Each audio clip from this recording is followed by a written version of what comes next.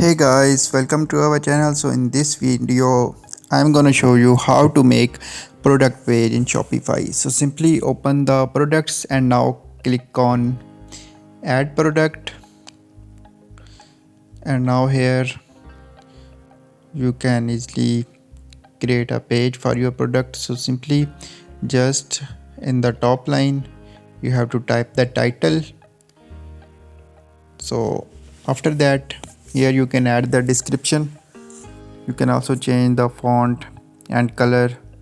So after that, here you can add a media file here. So you can also add the video and image here. Just select the image from your memory, go there and select it, open it.